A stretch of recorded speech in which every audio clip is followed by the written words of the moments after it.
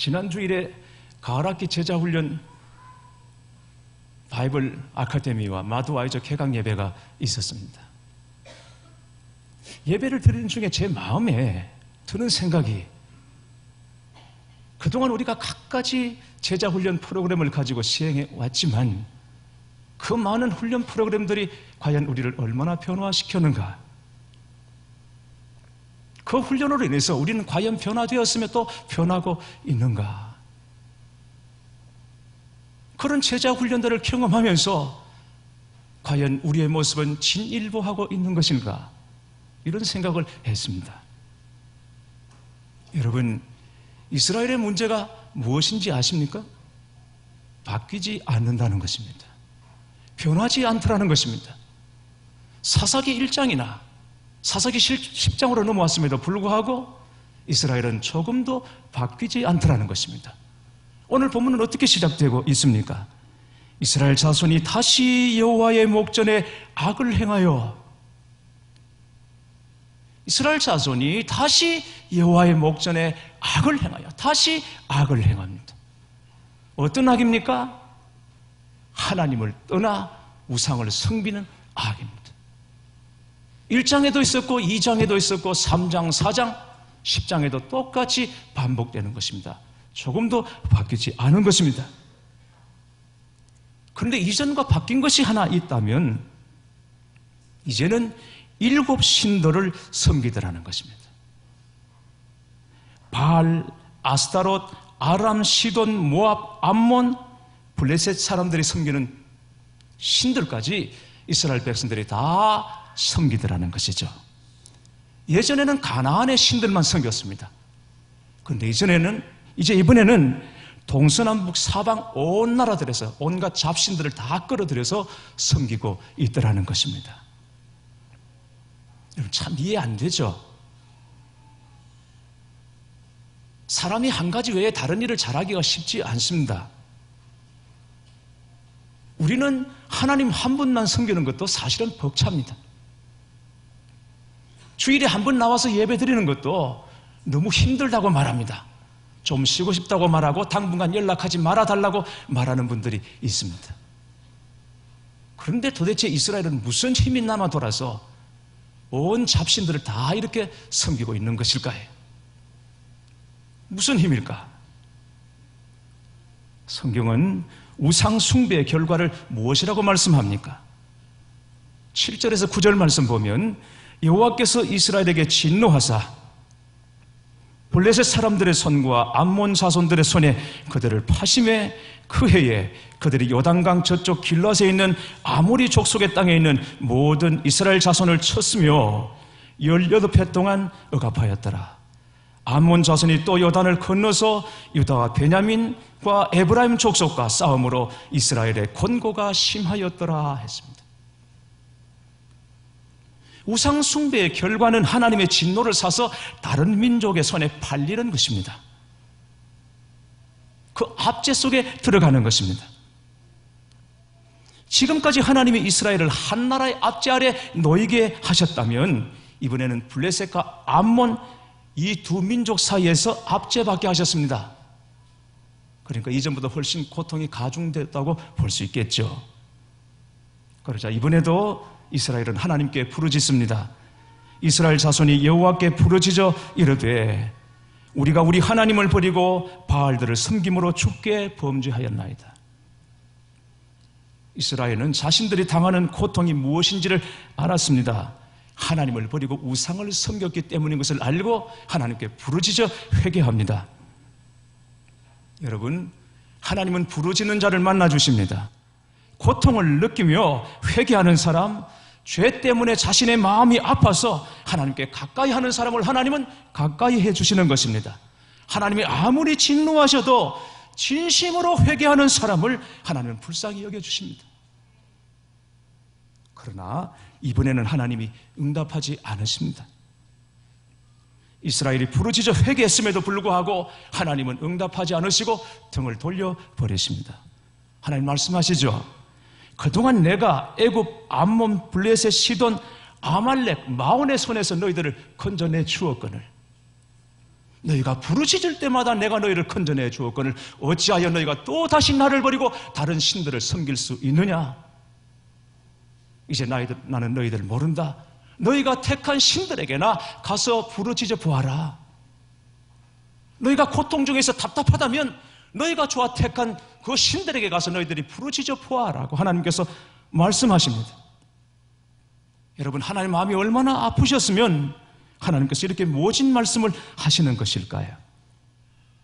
가라는 것입니다. 나는 너희들 모르니까 이제 나가라, 가라. 너희가 좋아하는 신들에게 가라. 전에 우리 교우 한 분이 말했어요. 아이가 한 번 얼마나 애를 먹이고 말을 안 듣는지 너무 화가 나서, 속이 상하고 화가 나서 그만 집에서 나가라고 했답니다. 여러분, 가끔 그런 말 하시죠? 애들 말 안 들으면 나가, 그렇게 말하죠. 근데 그 진짜 나가라는 거예요? 뭐예요 그게? 진짜 나가라는 것이 아니고 좀 정신 차려라, 응? 그런 얘기 아니에요? 그런데 엄마가 집에 나가 그랬더니 이 동생이 얼마나 순진한지 꼭 흰 도화지 같아서 엄마가 한 말을 그대로 고지 듣고는 조용히 사라지더니 언니 방에 가서 언니 짐을 차곡차곡 싸고 있더랍니다. 언니가 집 나가도록 그래서 속옷도 싸고 뭐 책가방도 챙기고 언니가 집 나갔는데 돕느라고 짐을 그렇게 차곡차곡 싸고 있더라는 거예요. 그걸 보는데 더 속이 터지더라고 하는 얘기를 들었어요. 여러분, 아무리 길이 없고 방법이 없어도 하나님께 나아갈 수 있는 길만 열려 있으면 소망이 있고 살 길이 있는 것입니다. 그러나 하나님께로 나아갈 길이 맡기면 그건 완전한 절망인 것이죠. 그런데 하나님께서 나 모른다, 이제 나에게 오지 말고 너희들이 좋아서 택한 신들에게 가서 부르짖어 보라고 말씀하셨으니 이스라엘 백성들이 어떻게 해야 합니까? 하나님 말씀 고지 곧대로 듣고 정말 자기들이 택한 7 신들에게 가서 조아리고 빌어야 합니까? 살려달라고 그래야 하는 것입니까? 그런데 하나님으로부터 거절당했음에도 불구하고 계속 하나님께 나아가는 사람들이 있었습니다. 15절에서 16절 말씀을 여러분 보십시다. 이스라엘 자손이 여호와께 여쭈되 우리가 범죄하였사오니 주께서 보시기에 좋은 대로 우리에게 행하시려니와 오직 주께 구하옵나니 오늘 우리를 건져내시옵소서 하고 자기 가운데에서 이방 신들을 제하여 버리고 여호와를 섬기매 했습니다. 이스라엘 백성들은 하나님께서 자기들의 기도를 거절하셨음을 알았습니다. 그런데 이렇게 기도가 거절되었음에도 불구하고 물러서지 않고 계속 하나님께 기도하는 사람들이 있었습니다. 그들은 하나님께서 우상에게나 가라 그랬다고 해서 진짜 우상에게 가면 안 된다는 것을 알았습니다. 하나님 말씀은 그렇게 하시지만 그 말씀을 액면 그대로 믿고 그래 우상에게 갈까? 이렇게 반응해서는 안 된다는 것을 이 사람들이 알았습니다. 오히려 자기들 안에 있는 하나님이 기뻐하지 않은 우상들을 제거하기 시작했습니다. 그것부터 정리해야 된다는 것을 알았습니다. 엄마가 너 집 나가. 그런다고 해서 진짜 집을 나가면 되는 것이 아니죠. 엄마 잘못했어요. 한번 용서해 주세요. 다시는 그러지 않을게요. 그리고는 방에 들어가서 정리를 하고 책상 서랍 속에 있는 허접한 것들, 쓸데없는 것들 다 정리해야 되는 거죠. 그리고는 정신일도 하사불성 이런 자세 가지고 책상에 앉아서 책을 펴야 하는 것이죠. 그때 하나님께서 다시 마음을 바꾸시기 시작하시고 그 사람들을 주목하시는 것입니다. 그런 자세 가지고 물러서지 않고 계속 하나님께 불쌍히 여겨달라고 기도하는 이 사람들을 보시고 하나님이 이스라엘을 불쌍히 여기기 시작하십니다. 16절 말씀에 여호와께서 이스라엘의 곤고로 말미암아 마음에 근심하시니라. 여호와께서 이스라엘의 고통으로 말미암아 마음에 근심이 일어난 것입니다. 그들의 소행으로 봐서는 눈길조차 주지 않아야 마땅하지만 그런데도 물러서지 않고 매달리는 사람들로 인하여서 가서 너희가 택한 신들에게나 매달려보라, 부르짖어보라. 속으로는 그렇게 말씀하시지만 그러나 속으로는 근심이 일어나는 것이죠. 자식 이기는 부모 없는 것처럼 울며 매달리는 이 자식들을 보고 하나님의 마음이 움직입니다. 흔들리는 것입니다. 그래서 결국 블레셋과 암몬에게서 이스라엘을 구원하시기 위해서 사사 입다를 준비시키는 것입니다. 하나님의 마음을 근심케 한 사람, 하나님의 마음에 고민을 일으키고 갈등을 일으키는 이 사람들이 있었기 때문에 이스라엘은 다시 살 소망을 얻는 것입니다. 그들이 어떤 사람이었습니까? 알 수 없습니다. 이름도 모르고 그들이 몇 명이었는지 알 수 없습니다. 다만 분명한 것은 이스라엘 자손이라고 나와 있습니다만 이스라엘 자손 전체는 아니었다는 것이죠. 그런 사람들이 있었다는 것입니다. 그런 사람들이 있었기 때문에 이스라엘은 다시 회복의 기회를 얻은 것입니다. 이 사람들이 누구입니까? 하나님 앞에서 진심으로 회개하는 사람들이었습니다. 그러면 지금까지 이스라엘 백성들 중에 진심으로 회개하는 사람이 단 하나도 없었다는 말인가? 그렇지 않습니다. 어려움이 생기면 하나님 앞에 나가서 회개하는 사람들이 있었습니다. 옷을 찢고 죄를 덮어쓰고 하나님께 회개하는 사람들이 있었습니다. 그러나 결과적으로 보면 그건 다 면피형이었어요. 그 순간을 모면하기 위한 것들이었습니다. 급한 불만 끄자는 식이었습니다. 어려울 때, 죽게 생겼을 때는 하나님 한 번만 그렇게 말하다가 진정이 되고 상황이 또 회복이 되고 나면 똑같이 예전처럼 그대로 악을 행하고 하나님을 버리고 온갖 신들을 다 섬기고 있더라는 것이죠. 그러나 여기 하나님 앞에 물러서지 않고 기도하는 이 사람들은 이제 그런 태도, 그런 자세 가지고는 안 된다. 근본적으로 우리가 변하지 않으면 안 된다는 것을 알고 물러서지 않고 하나님께 기도하는 것입니다. 지금 우리에게도 이런 사람이 있다면 우리 모두의 복입니다. 하나님은 지금 그런 사람을 찾고 계신다고 믿습니다. 하나님을 근심케 할 사람을 하나님은 찾으십니다. 비록 그런 사람이 적은 소수일지라도 하나님은 그런 사람을 간절히 찾으십니다.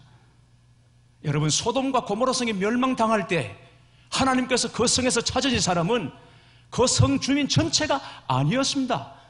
10명이었습니다. 10명의 의인이었습니다. 왜 의인입니까? 도덕적으로 흠결이 없어서 아닙니다. 하나님 앞에서 소돔과 고모라가 죽게 된 것을 생각하고 아파하고 그 죄를 끌어안고 중보하며 나아갔기 때문에 하나님은 그 사람들을 의인이라고 말하는 것입니다.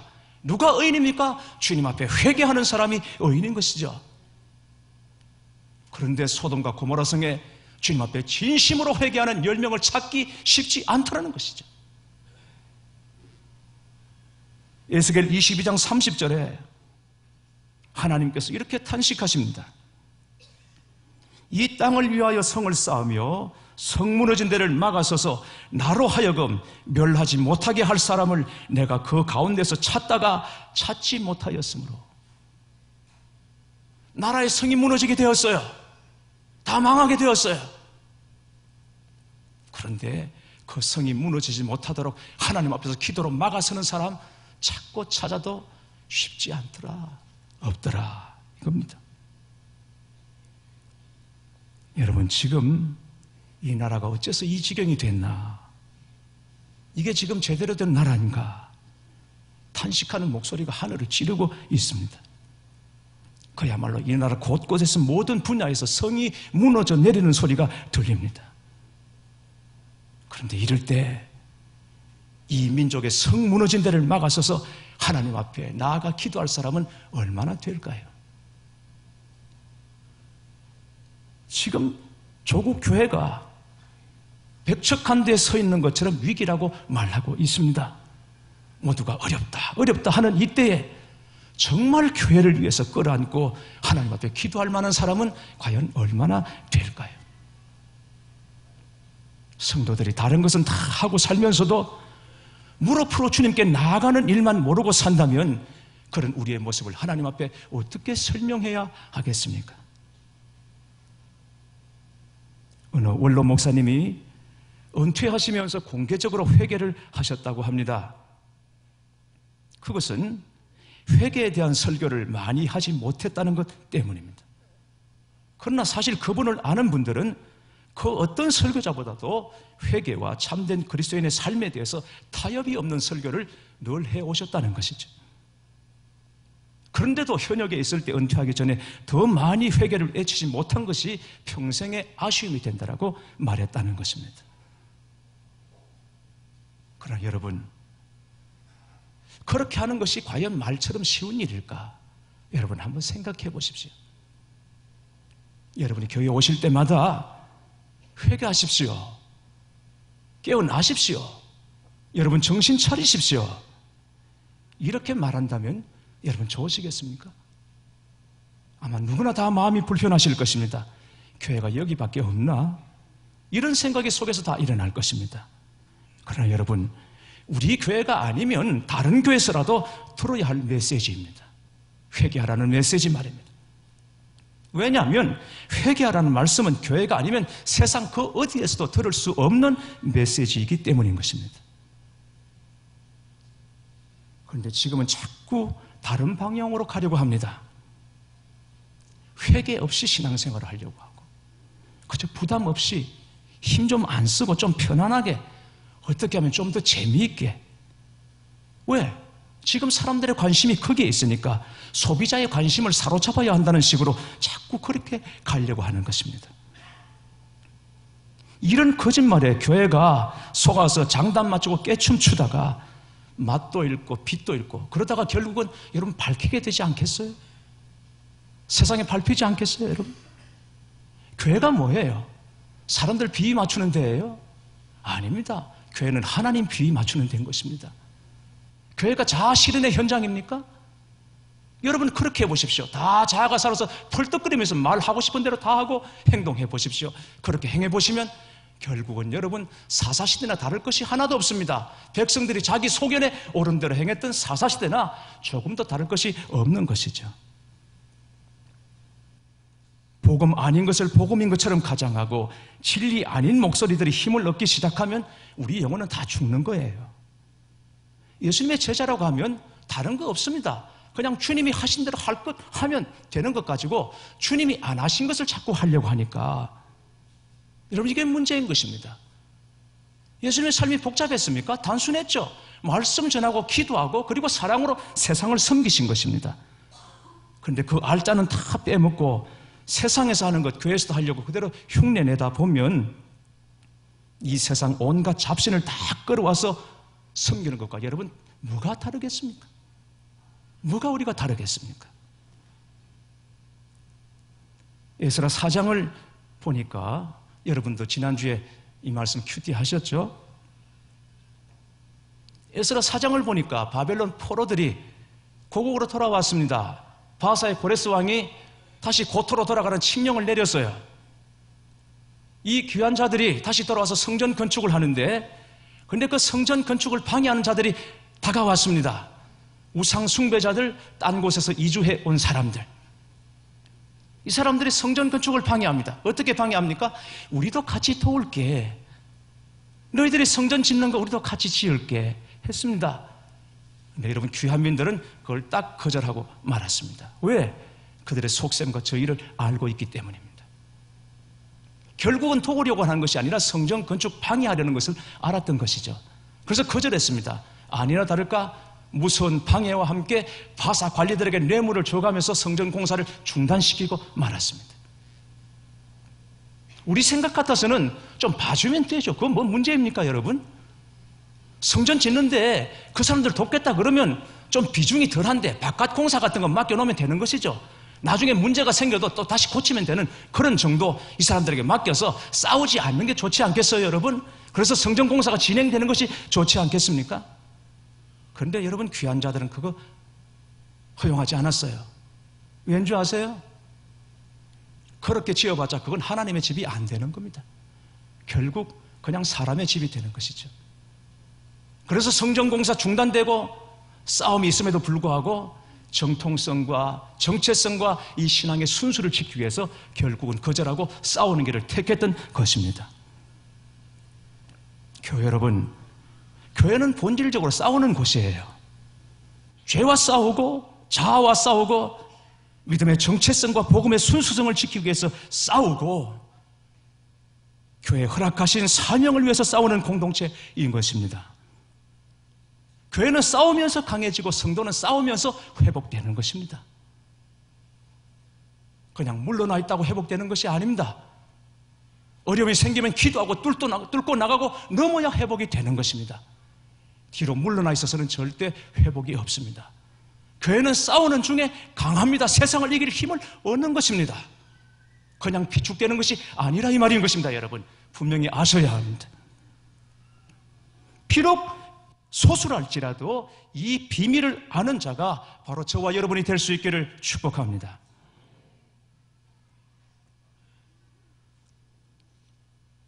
지난달에 인도네시아 현지인 목회자 세미나에서 각지에서 감리사님을 포함해서 여러분들이 자카르타로 모였습니다. 아시는 대로 인도네시아는 세계 최대 이슬람 국가입니다. 그러니 여러분 생각해 보십시오. 거기서 그리스도인으로 산다고 하는 것, 그건 지금 여기서 우리가 그리스도인으로 사는 것과는 너무너무 다릅니다. 제가 가서 보니까 거기서 그리스도인들은 자기 땅에 살면서도 이방인이에요. 소수민족이에요. 그렇게 살고 있더라고요. 그런데 거기서 목회를 하는데 더 잘 해보겠다고 20시간씩 달려서 이 오신 분들 앞에서 제가 말씀을 전한다는 건 너무 부담스러웠습니다. 민망한 일이었습니다. 그러나 그분들 앞에 섰을 때 성령님께서 제 입술에 전할 말씀을 담아주셨는데, 그건 그분들이 어디에서 오셨든 어느 곳에서 목회를 하고 단 몇 분 모시고 신앙생활하고 교회를 섬기더라도 저 시골 오지 정말 찾기도 힘든 그런 곳에서 몇 사람이 모여서 예배 드린다 하더라도, 거기서 교회를 운영한다 하더라도, 섬긴다 하더라도 바로 그곳에서 오직 하나님 한 분만을 높이고 하나님만을 예배하고 그렇게 성도들과 함께 그 땅에서 하나님을 높이는 것을 기쁨으로 여기고 살 수 있다면, 하나님께서는 바로 소수 그분들을 통해서 언젠가는 세계 최대의 이슬람 국가인 인도네시아를 세계 최대의 기독교 국가로 변화시킬 수 있으시고, 하나님 그 땅을 통해서, 그들을 통해서 그 땅이 하나님을 예배하는 땅, 하나님을 예배하는 백성으로 변화시킬 수 있다는 강렬함이 제게 있어서 제가 믿고 그대로 순종하고 선포했습니다. 그리고는 인도네시아를 끄라는 심정으로 한 분 한 분 붙들고 기도해 드리는데, 이분들이 얼마나 우시는지 그냥 제 옷에 눈물, 콧물 범벅이 되는 것입니다. 하나님께서 그 눈물을 기억해 주시고 그 소수의 눈물의 사람들을 기억해 주시고 그들로 인하여 인도네시아 긍휼히 여겨주시고 그 땅을 근심하게 되시기를 바라는 마음 간절합니다. 사랑하는 교회 여러분, 저는 그리스도인들은 본질적으로 세상의 리더라고 생각합니다. 왜냐하면 우리가 잘나고 똑똑해서가 아닙니다.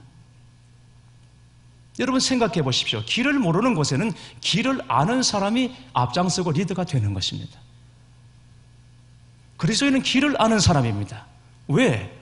내가 곧 길이요 진리요 생명이니 주님 말씀하셨는데, 그 주님을 우리가 만났습니다. 그 주님을 우리가 소유했습니다. 주님이 우리의 길인 것입니다. 우리는 길을 아는 자인 것입니다. 그러므로 그리스도인은 본질적으로 세상에서 리더가 될 수밖에 없습니다.